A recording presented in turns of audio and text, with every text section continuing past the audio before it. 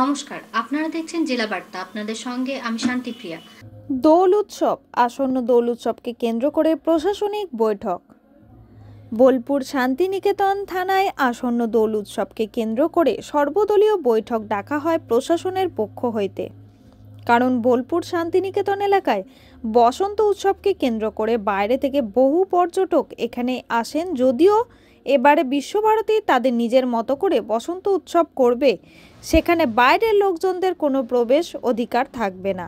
পাশাপাশি সোনাঝুরি খোয়ার হাটের পাশের জঙ্গলে যে বসন্ত উৎসব অনুষ্ঠিত হতো, কিন্তু এবারের বন দপ্তর নিষেধাজ্ঞা জারি করেছে, সেখানেও বসন্ত উৎসব অনুষ্ঠিত হচ্ছে না।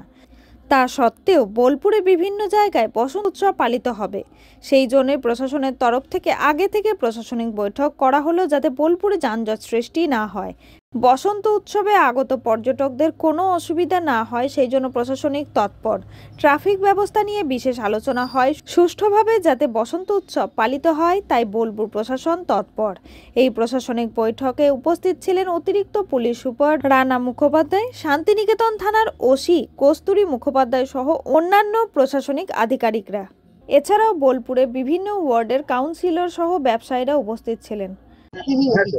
আজকে আমাদের আসন্ন দোল উৎসব, বসন্ত উৎসব এবং জুম্মার যে নামাজ শুক্রবার দিনকে আছে, এই সমস্ত ইস্যু নিয়ে আজকে একটা কমন মিটিং ডাকা হয়েছিল, যাতে বোধ কমিউনিটির মানুষ যারা যারা অনুষ্ঠান করছে তাদের কমিটি, তার সঙ্গে হাট কমিটি, এরা সবাই ছিলেন এবং আমরা কিছু বিষয় আলোচনা করলাম। কি কি বিষয় উঠে এলো মূলত? একটা বিষয়ের মধ্যে সেটা আমরা কিছু ইনস্ট্রাকশনস দিলাম। তার মধ্যে একটা যেমন ট্রাফিকের অ্যাঙ্গেল থেকে বলা হলো আমরা নো এন্ট্রি কোথায় কোথায় করবো, কোথায় নো পার্কিং করবো, কোথায় কি প্রোগ্রাম হচ্ছে তার জন্য খবর রাখলাম। টাইমিং এর জন্য হাট কমিটিকে বলা হলো যে তাদের যে গাড়ি মালপত্র নিয়ে যায় সেই টাইমিংটা আমরা ফিক্স করলাম।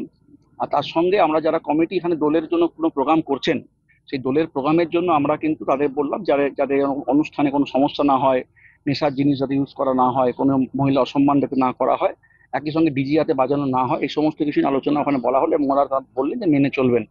আর একটা বিষয় আমরা ভালো করে বলে দিলাম যে এবার যেহেতু আমাদের ফরেস্ট থেকে বলা হয়েছে যে আমরা ওই সোনাঝুরিতে রং খেলার জন্য রাখতে কোনো অনুষ্ঠান করতে দিচ্ছি না, তা আমরা ওদেরকে বললাম যে আমরাও করবো, অ্যানাউন্সমেন্ট করবো যাতে লোক বুঝতে পারে, সাধারণ লোক, যে আমরা সোনাঝুরিতে আপনারা আসুন, ব্যবসা কেনাকাটা করুন, কিন্তু রং খেলার জন্য আমাদের অন্য জায়গায় প্রোগ্রাম আছে, আপনার সোনাঝুরি রং খেলবেন না। 14ই মার্চ কি ব্যবস্থা নেওয়া হয়েছে পুলিশের পক্ষ থেকে? কারণ সেদিন দোলের দিন, বসন্ত উৎসব বিশ্বভারতী বা আদার্স জায়গায় না হলেও পুলিশের কি কি পদক্ষেপ নেওয়া হয়েছে? সব থেকে বড় পদক্ষেপ হচ্ছে ট্রাফিক এবং পার্কিং ম্যানেজমেন্ট। অনেক লোক বাইরে থেকে আসেন, টোটো করে ঘোরেন, গাড়ি করে ঘোরেন, বাইক করে ঘোরেন, সেগুলো অ্যারেঞ্জ করেছি আমরা।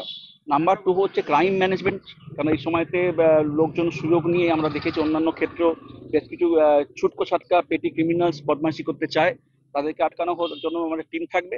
প্লাস আমরা এই যে ইপটিজিং যাতে না হয়, যাতে মহিলা সুচারুভাবে ঘুরতে পারে এখানে, সেইগুলো আটকানোর জন্য আমাদের একটা পিসি মানে প্লেন পথে টিম থাকবে, তারা ঘুরবে নিজেদের মতো করে, উইনার্স টিম থাকবে, আমাদের পিং মোবাইল থাকছে, প্রায় ধরুন 200-র মতো মোটামুটি অ্যারেঞ্জমেন্ট রাখছি আমরা এখানে। যেহেতু কাজী আমিরুল ইসলামের রিপোর্ট, ভয় টিভি, বোলপুর। বোলপুরে বোমা আতঙ্ক।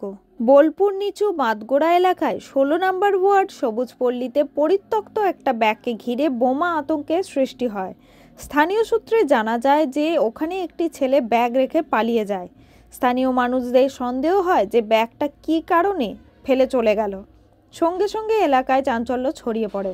স্থানীয় মানুষেরা বোলপুর থানায় খবর দেয়। বোলপুর থানার পুলিশ এসে এলাকাটি ঘিরে ফেলে এবং সাধারণ মানুষকে সতর্ক করা হয় যাতে কোনো অঘটন না ঘটে। কী কারণে ব্যাগ ফেলে গেল সেটাই এখন চিন্তার বিষয়। পুলিশ ঘটনাস্থলে তদন্ত করছে যে ব্যাগে বোমা আছে কিনা। সামনে দোল উৎসব, এই দোল উৎসবকে ঘিরে বোলপুরে পর্যটকদের ভিড়, তার মাঝে বোমা আতঙ্কে ভুগছে সাধারণ মানুষ। বোলপুর থানার পুলিশ পুঙ্খানুপুঙ্খভাবে ঘটনা তদন্ত করে দেখা যায় ব্যাগটার মধ্যে কোনো বোমা নেই। পরে এলাকার মানুষেরা স্বস্তির নিঃশ্বাস ফেলে।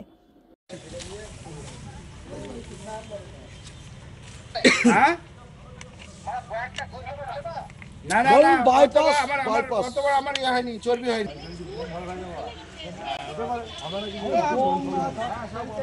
কিছু একটা আছে, ও তো লুকিয়ে লুকিয়ে ফেলেছে।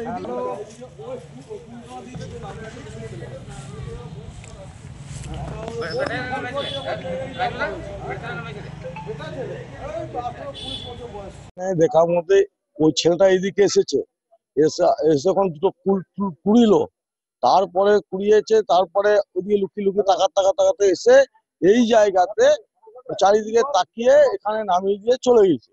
চলে যাওয়ার সঙ্গে সঙ্গে আমাদের বৌদিও দেখেছে, উনি দেখেছেন, ওনারা সঙ্গে সঙ্গে আমাকে ফোন করলো, বলে এই ব্যাপারও যে তুমি তাড়াতাড়ি একবার এসো। আমি আর তখন থেকে এসে এবার দাঁড়িয়ে আছি। ঘটনাদের মুখ থেকে যাওয়ার সময় শুনলাম বাচ্চা কাচ্চা সব হয়েছে, যে কখন হাত দিয়ে দেবে বলা যায় না ভেতরে কি আছে, একটু রিস্ক নিয়ে তো লাভ নাই। এইটুকুই দেখলাম। তারপর পুলিশকে ফোন করালাম, পুলিশ এলো, আবার আপনারাও এসেছেন, যতটা হয় সহযোগিতা করে। এলাকা থেকে এটা একটা চিন্তার বিষয় আছে। নষ্ট হয়ে গেল না, না, উনিই দেখেছে, একমাত্র দেখেছে উনি। তারপর উনি ফোন করার পর আমরা এসেছি, আমি এসে দেখলাম না, এটা হাত দেওয়া ঠিক হবে না, প্রশাসনিক ব্যাপার, প্রশাসনিক। কাজী আমিরুল ইসলামের রিপোর্ট, ভয় টিভি, বোলপুর। নিয়ে নিচ্ছে একটি ছোট্ট বিরতি, ফিরে আসছি বিরতির পর। সঙ্গে থাকুন ভয়ের সঙ্গে নির্ভয়ে।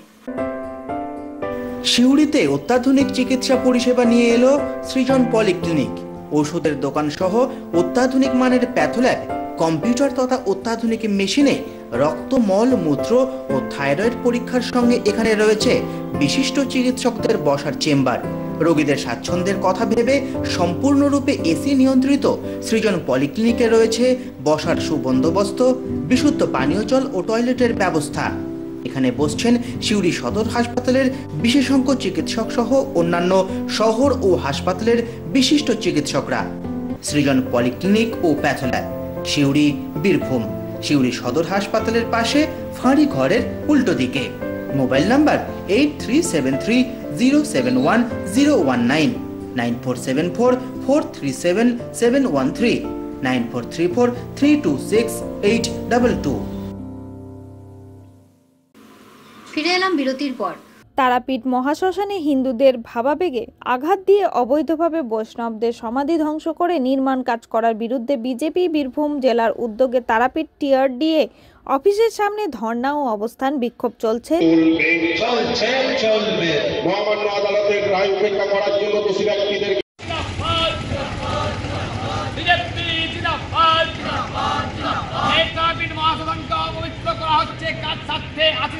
জবাব দাও। বৈষ্ণবদের সমাধিস্থল ভাঙা হচ্ছে কার স্বার্থে? তৃণমূল, জবাব দাও।